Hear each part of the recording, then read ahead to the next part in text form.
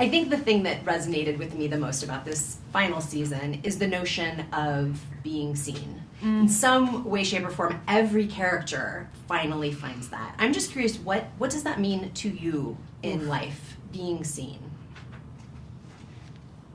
You want to take it? Oh, You. okay. Like, wow, Sorry. right off the Yeah, gate. This is our TED Talk. Yeah. We're gonna. Sorry. So for my TED Talk, I guess for me, I mean, of course, feeling seen as a trans person has meant also understanding, like, allowing myself to fully see myself, which I was afraid and overwhelmed to do for a long time. And so also then, of course, feeling seen by those around you, by your friends, by your family, that's what lets us feel like we can step into who we truly are and hopefully, get to thrive in this world as ourselves. So yeah, I guess that's how I feel about it. I think that's very beautifully said. Yeah.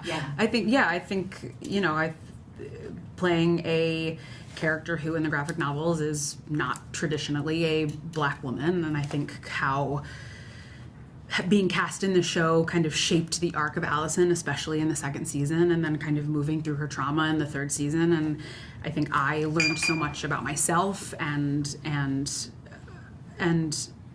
learned to speak up for myself and stand up for myself, and what I learned about being a black woman in this industry and how to take up that space and claim that space and own that space, and feel seen, are lessons that I learned from the show that are just so paramount to the woman that I've become in the 7 seasons. 7 seasons.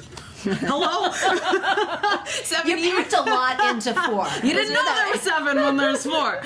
In the 7 years that we've been working on this show. How much will you miss wearing your muscle suit on a scale of none to a lot? Well, I've just scattered the ashes of Oh it, yeah, so, you burn it, did you? like, metaphorically. Cremated. Put it to bed. Yeah. Although actually a friend of mine recently, who's a massive fan of the show, I was like, I then suddenly realised I should have taken a couple of them and then gifted them or like auctioned them off for charity or something, because it would have been quite a cool thing to gift. And he was like, oh, that would have been great to have had one of your, because he like does these charity auctions and stuff. And I tried to hunt it down, and they're now at some auction house thing where people can buy them. Like you can auction them, but they're not for charity. They'll just buy them so they can have them. So like all of our costumes are at these like auction houses. Yeah. I feel like you need some added space in your house if you're going to be You know, purchasing that one whole, of it's, your- it's a big suit. It's a big suit. Would you put it in a glass display cabinet? Right. Yeah. It could probably, it'd be a really lovely scatter pillow. Like a scatter cushion. Because they're just basically big cushions, those suits. That's all they are. Yeah. Beanbag it's on like the floor. pillows. Yeah. You have been on a journey through this show and your own lives. Obviously, years have passed. Who do you think you were when you joined this cast, and how are you potentially different now? I was a baby when I joined Yeah, this cast. you were- I mean, you were I was in my 40 you were 45. 46, and now I'm 58. No, I felt like a baby. I mean, it was both of our sort of big sort of breaks, and to kind of grow up together on the show and in the industry was such a joy and pleasure. And I don't have anything really figured out yet still, but I do feel like, I'm gonna be okay. Yeah. And You went from recurring guest star to lead. somehow Yeah, miraculously. Yeah, but like internally, right? Yeah. I was deeply insecure, and now I'm just insecure. I'm not deeply insecure. I'm just insecure. Okay, without spoiling anything, which is difficult, like there's so much that we can't talk about, but I would say both of your characters prove to be excellent travelers in terms of attitude. You keep it positive, you find joy. Is this who, with one another, perhaps? Are you good travelers in real life? How do you travel? Are you anxious? Do you just go with the flow? I'm like a real spur of the moment traveler, like, because obviously I'll work, but I'll leave it very last minute to pack.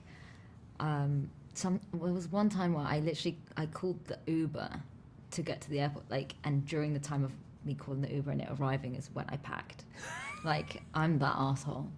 How long were you going for? I can't remember, over a week or something. Alright. But to be fair, I'd like wash. clearly I'd done know my what you like. laundry, so I just had to like shove my laundry stuff into it. Anyway, I don't want to be that way anymore. I'm giving myself more self-love, and I'm folding my clothes. I'm adulting. I'm folding my clothes. Are you a folder, a roller? Oh boy, I'm very ADD, and I leave folding till an afternoon when I can like listen to music while doing Oh my it. god, you leave an afternoon to fold your clothes. We're the I'm opposite. terrible with laundry. Yeah. Okay, obviously we can't talk about much with this season because a lot can be spoiled, but safe to say at some point all the siblings are on a road trip of sorts. They are. So I'm curious, if you were on your ideal road trip with the cast, who's taking the pictures? Who are we trusting to drive us? Who's navigating? And who's controlling the music? Oh yeah. So Well, who's Justin taking? would probably be taking pictures. He takes a lot of pictures, doesn't he, Justin? Justin Min, yeah. We couldn't have 5 because he'd be too hopped up on caffeine, be shaking like that, and all the pictures would be Yeah. out of focus. Who do I trust to drive? Literally, And to plan the To handle the whole thing. Handle where you're Emmy going. or Tom? Emmy's a planner. So Emmy's a planner. Emmy's Yeah. a planner. She would have a step-by-step itinerary. Yeah, for Rob would us. just be stressful. Rob, we would end up We wouldn't in go. a dumpster. We wouldn't go. We wouldn't go. There would be no gas. Yeah. Okay, I feel like driving would be. Yeah. Yeah. Uh huh. I Is this in real life or our characters? Real life. Real life, yes. Okay. I feel like Elliot would be driving. I do a lot of long drives. I feel like me and David could share DJ. Okay. Yeah, Ritzy, David. different With Ritzy. David, it would all be quite loud, dancey, gangster rap. I remember one or Well, two. as of bad the- as Baby Shark, isn't it? Yeah. Remember a couple of drivers on the show over the seasons just making comment on David's, whoever got David. He'd get in the car in the morning and blast up the 2-pack or whatever. Notorious B.I.G. Like, they're like it's 5:30, 7 o'clock in the morning. What is there like a fan encounter that you've had over the past 4 seasons that blew your mind more than anything else? Well, there was one woman who got me to do my John Hancock on her forearm, and then she went off and got that tattooed. And I know she did because then she met David, and she showed went, him? "Will you sign this arm?" And she went, "Rob, sign this one. Look," and she got it done in permanent ink. So Wow. that was pretty good. That tops it off. Yeah. Actually, there was one. I was in Chicago at one of them conventions, and a woman came up to the table, and she went, "Will you eat a raw egg with me?" I went. Yes, I will.